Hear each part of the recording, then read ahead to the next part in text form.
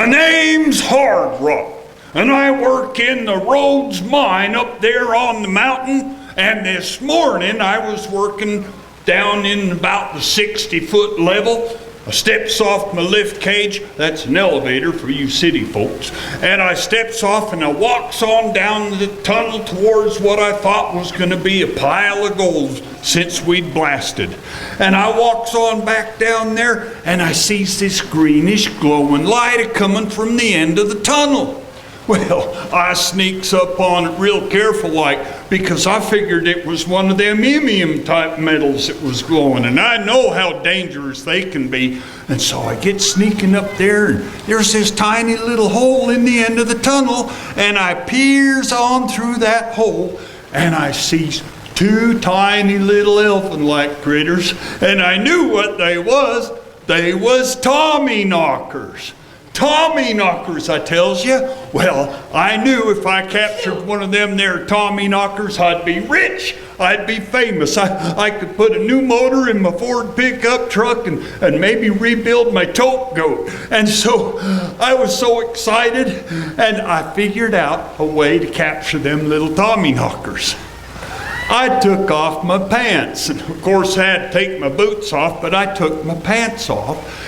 And I buttoned the top button, zipped the zipper up, cinched up the belt real tight, you know, and I walks on over and I go, meow, because I hear that Tommyknockers just love to chase after little kitty cats.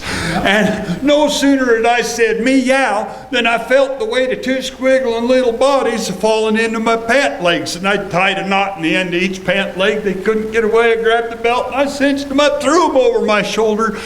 And I ran down that tunnel towards the lift cage. Jumps on the lift cage, signals for the lift to go up. And about midway up, I hear one of them tiny little elfin-like critters, them Tommyknockers, is saying, "You'd better set us free, or ye shall see. We'll tumble you down, and in death you'll be found." "Well, no way, little brothers. Ain't no way I'm going to set you free," I said. And so, all of a sudden, the cable separated from the lift cage, and down the shaft the cage fell. Well, I didn't want no harm to come to them little bitties, so I opens up my pants and I dumps them out on the floor. "Save yourselves, little brothers.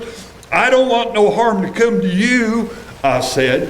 And at that, miraculously, the cable was reattached to the cage, and boing, up and down, and up and down I bounced like a great big giant yo-yo.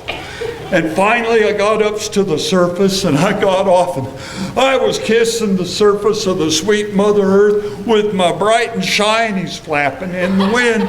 And all of them miners and that lift operator, they was all laughing at me, pointing their fingers, ha ha ha, thinking what with the cable slipping, causing the cage to fall for over 100 feet, had caused me to become scared right out of my pants.